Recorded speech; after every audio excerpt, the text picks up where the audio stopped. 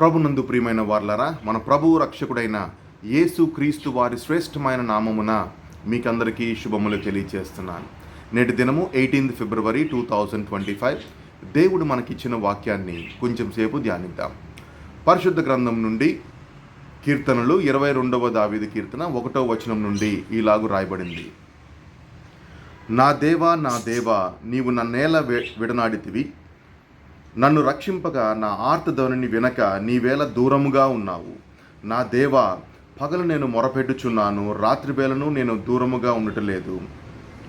అయినను నీవు నాకు ఉత్తరం ఇవ్వకున్నావు. దేవుడి వాక్యాన్ని దీవించునుగాక. గమనించండి ప్రియమైన వాళ్ళరా, ఒక రకమైనటువంటి డీప్ డిస్ట్రెస్లోంచి మరి దావీదు ప్రార్థిస్తున్నాడు. దేవా, నీవు నా చెయ్యి ఎలా విడనాడితివి? నన్ను వదిలేసావా? నేనేం మౌనంగా ఉండట్లేదే. పగలు ప్రార్థిస్తున్నాను, మధ్యాహ్నం ప్రార్థిస్తున్నాను, రాత్రులు ప్రార్థిస్తున్నాను, అయినప్పటికీ నీవు నాకు జవాబు ఇవ్వట్లేదు. నీ నుంచి నాకు ఎటువంటి కమ్యూనికేషను లేదు. నా బతుకు మారట్లేదు, నా జీవితము ఏమాత్రమూ మెరుగుపడట్లేదు. అటువంటి స్థితిలో దావీదున్నాడు. బహుశా ఇటువంటి స్థితిలో ఒక్కొక్కసారి మనము కూడా ఉంటూ ఉంటాం ప్రియమైన వాళ్ళరా. ఎటు చూసినా కష్టాలే, ఎటు చూసినా ప్రాబ్లమ్సే, ఎటు చూసినా ఇబ్బందులు మన తలని మెలిపెడుతూ ఉంటాయి, మన హృదయాన్ని ఒక రకంగా తిప్పేస్తుంటాయి అన్నమాట. ఏం చేయాలో మనకు అర్థం కాదు.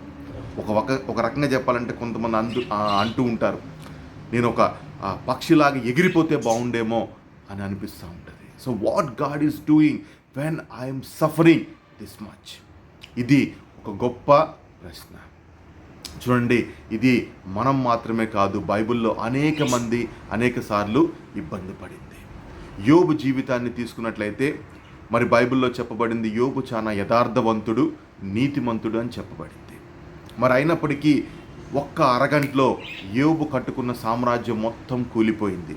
కుటుంబ సభ్యులందరూ చనిపోయారు. భయంకరమైనటువంటి రోగాలతో యోబు నింపబడ్డాడు. భార్య అంటుంది, ఇంకా దేవుణ్ణి పట్టుకొని ఎందుకు వేలాడుతున్నావు? దేవుణ్ణి శపించి నీవు సూసైడ్ చేసుకొని చనిపో అని సలహా ఇస్తూ ఉంది. అటువంటి పరిస్థితుల్లో ఒక్కొక్కసారి మనం కూడా ఉంటూ ఉంటాం ప్రియమైన వాళ్ళరా. మనకు అర్థం కాదు, ఎందుకని దేవుడు నన్ను ఇంత ప్రేమించాడు కదా, మరి ఆల్ ఆఫ్ ఎ సడన్ ఏం జరుగుతుంది అంటే, ఒక్కటి గుర్తుపెట్టుకోండి, అన్నిసార్లు అన్ని వచ్చే తుఫాన్లు, not all the storms come in your life to disturb or disturb your path. No, some storms will clear your path. ఏదైతే మనం చూస్తున్నామో, this is not the final end. చివరికి ఏం జరగబోతుంది అనేది దేవుడికి మాత్రమే తెలుసు ప్రియమైన వాళ్ళ. That's the reason why we should always trust in God.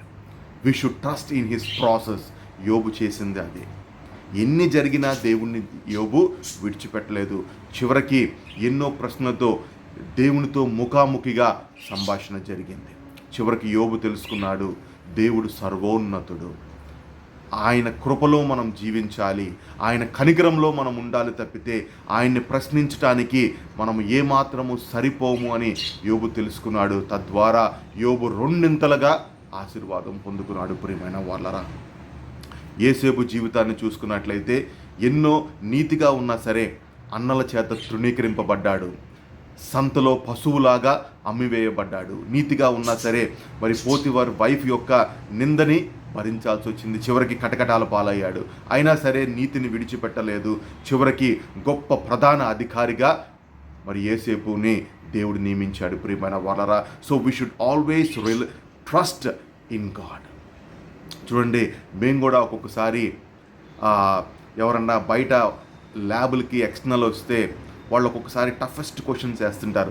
అలాంటప్పుడు మేము ఏం చేస్తామంటే, మా స్టూడెంట్స్లో ఉన్నటువంటి గొప్ప మంచి తెలివైనటువంటి స్టూడెంట్స్ని వాళ్ళకి ఇస్తూ ఉంటాం. వాళ్ళు ఎన్ని క్వశ్చన్లు వేసినా సరే, మరి ఆ టఫ్నెస్ పెరుగుతున్నా సరే వాళ్ళు ఆన్సర్ చేస్తూ ఉంటారు. వాటి మీనింగ్ ఏంటి అంటే, మరి నాకే ఎందుకు టఫ్ క్వశ్చన్ వస్తుందంటే, because you are making, your faculty is making you tougher. That is more important. అందుకని ఇక్కడ ఒక మంచి మాట నేను చదివి మీకు చెప్తాను చూడండి. Ships are safe in harbour, but that is not what ships are built for. Okay, so మనము నిత్యము యుద్ధ రంగంలో ఉండాల్సిందే. కానీ మనం చేయాల్సింది ఏంటంటే దేవుని నుంచి శక్తిని పొందుకోవాలి. ప్రార్థనలో దేవుని ద్వారా శక్తిని పొందుకొని ఎటువంటి సమస్య నుంచి అయినా సరే మనం బయటపడాలి. ఎందుకంటే బైబిల్ చాలా క్లియర్గా చెప్తా ఉంది, ప్రియమైన వాళ్ళరా, ఏ సమస్యకైనా పరిష్కారము దేవుడు చూపిస్తాడు. కానీ మనం చేయాల్సింది ఏంటంటే ఆ పరిష్కారాన్ని పొందుకోవాలి. చివరగా ఒక మంచి మాట చెప్పి ముగిస్తాను చూడండి. నీవు ఎప్పుడైతే ప్రార్థించినప్పుడు దేవుడు జవాబు దయచేస్తే దాని అర్థం ఏంటి అంటే నీవు దేవుణ్ణి నమ్మావని. అలా కాకుండా నీకు మరి ప్రార్థిస్తున్నావు, సమస్య తీరుతుంది, కానీ ఇంకో సమస్య వస్తుంది, సమస్య వెంబడి సమస్య, ఓకే, కఠినతరంగా ఇంకా వస్తున్నాయి అంటే దాని అర్థం ఏంటంటే దేవుడు నిన్ను నమ్మాడని. Okay, so God does not give his hardest battles to his toughest soldiers, but he creates toughest soldiers out of the life's hardest battles.